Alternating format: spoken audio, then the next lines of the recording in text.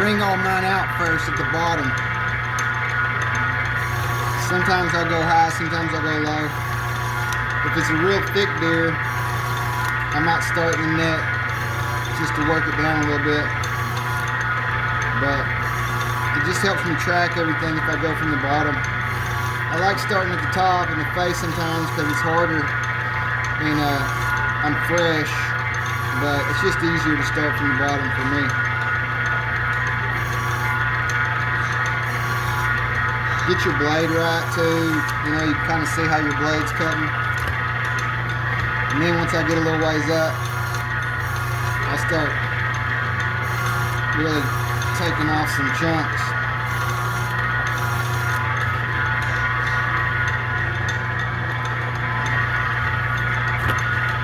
Can't probably see it real good on here.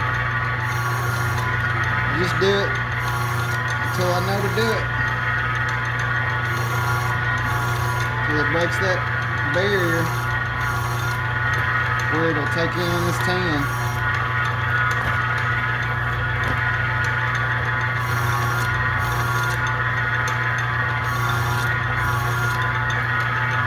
It's like mowing the grass, you know.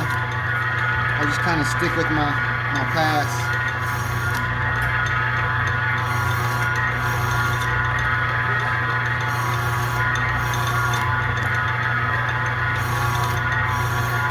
My machine's been getting wore out. I've had it for a while. It still cuts pretty good. I'm fixing to change the ball bearings out on it, but it's getting wore out, I think.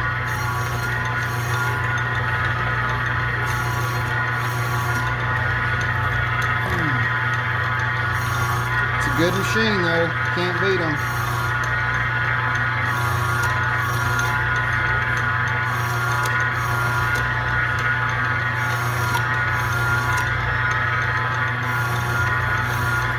Maybe you can tell the difference from what I ain't shaved yet to what I shaved.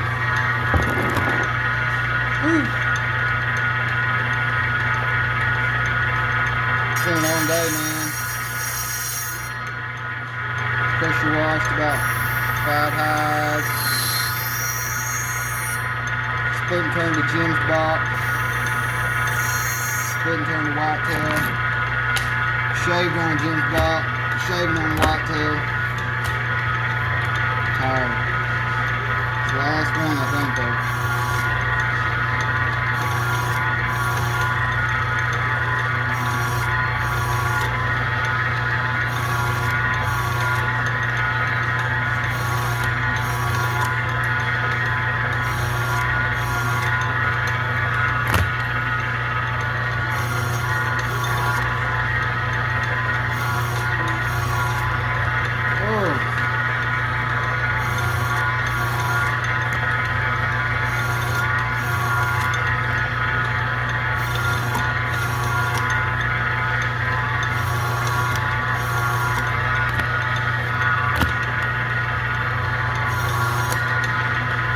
Start to get thick up here around the neck.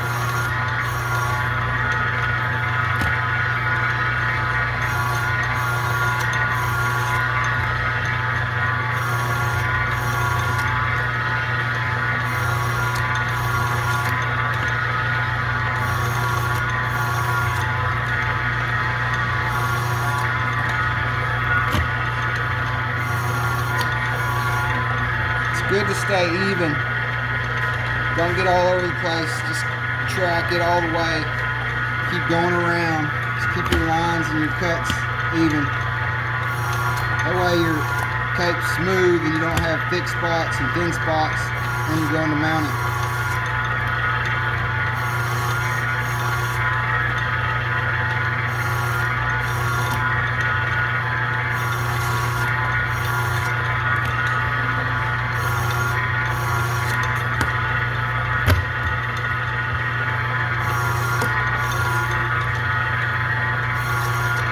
Starts to dry out after a while, and where it's thicker at, that skin's more dry and tougher, so you got to be careful because it'll start to want to grab onto it.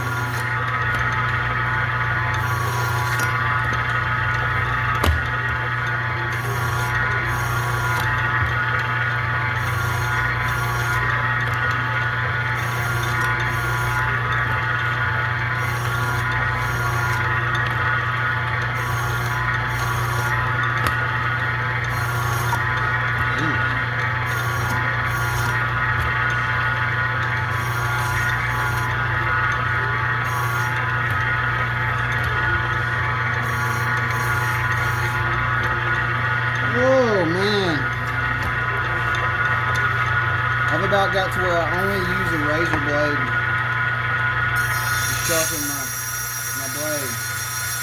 As long as you don't let it get too dull. This one's wore out. I got a new one coming.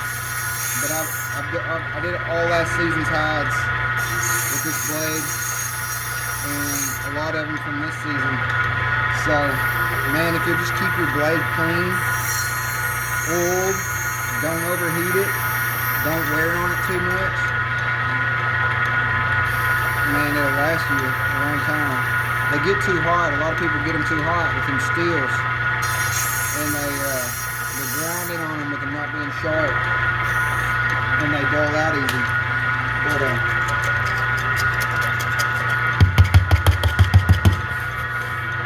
if you keep it clean, you'll see a big difference.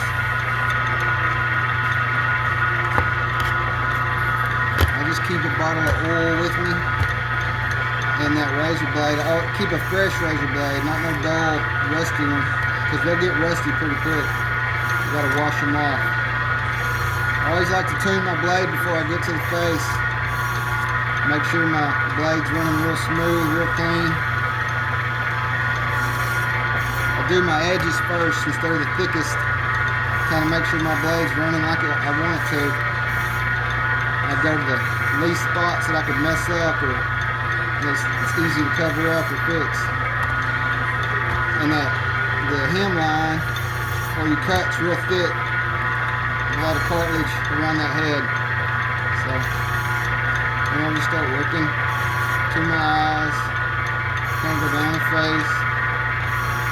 I kind of just go all over. I don't have necessarily a pattern, to be honest with you. It's just however I feel that day. I got somewhat of a pattern, but I change it up.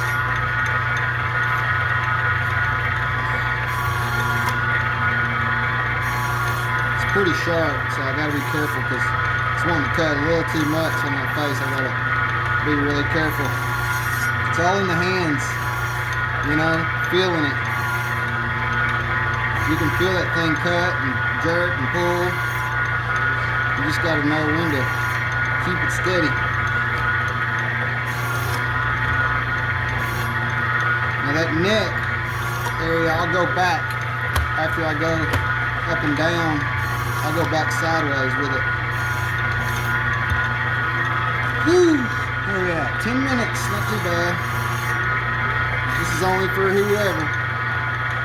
All you fleshers out there, getting it done. Wearing that back out, thinking you want to be a taxidermist. We'll find out. Kind of traps you into the system.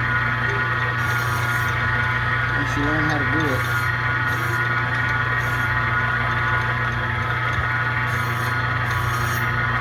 Try to get my seam pretty good, because you're going to have to sew all that back up when you get ready to mount.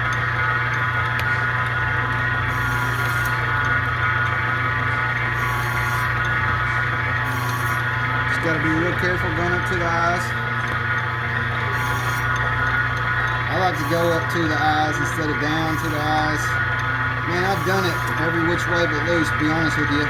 Sometimes I just do it however my machine's cutting that day. You can put your hand back there on them harder spots around the back of the eye to get that.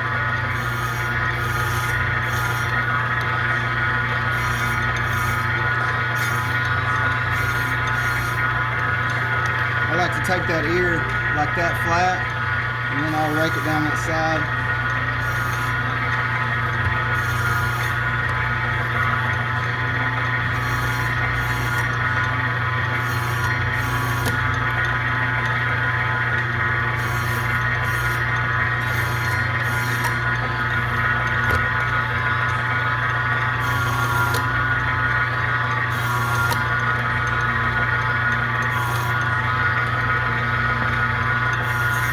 Got to be careful around that back of that ear, because that skin moves on you, and it's thick in one spot and then thin in the other. So you got to be careful. It's kind of tricky to lay it flat. And a lot of times I'll get up close and then I'll do the rest of my knife.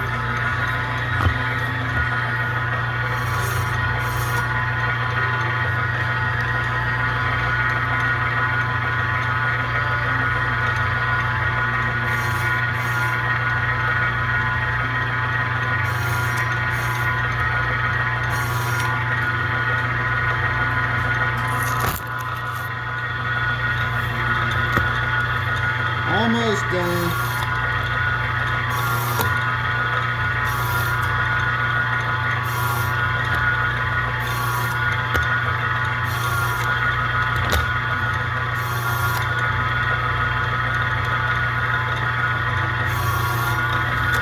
Woo.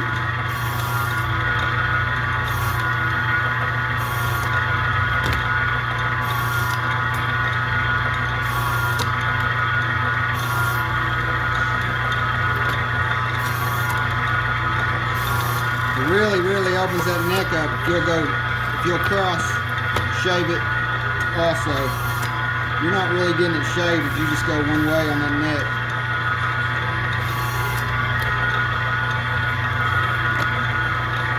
Everything else ain't that hard to shave, so you just gotta pay attention to the face and the neck. That's where you gotta be extra careful.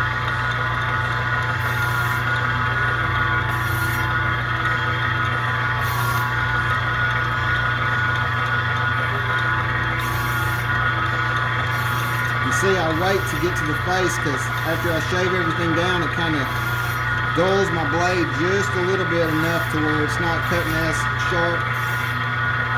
So when I want to get up here on this lip and stuff,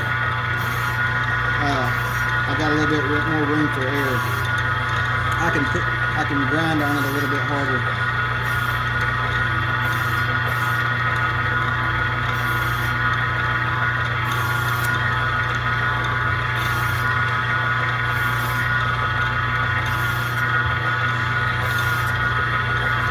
Oh!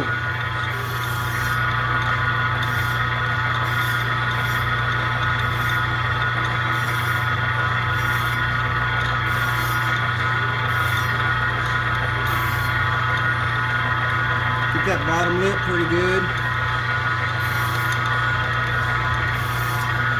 If you don't shave that face down, man, it'll drum real bad. It'll pull away from your mannequin. And you won't be able to get no detail on it either. But mainly you just don't want it drumming. Oh, my legs and back are hurting.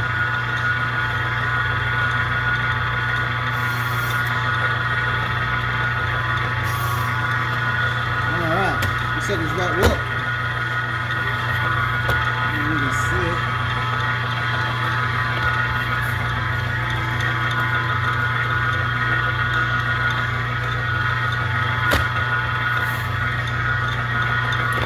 And that neck, you know, cut myself, that neck will stretch. Really stretch.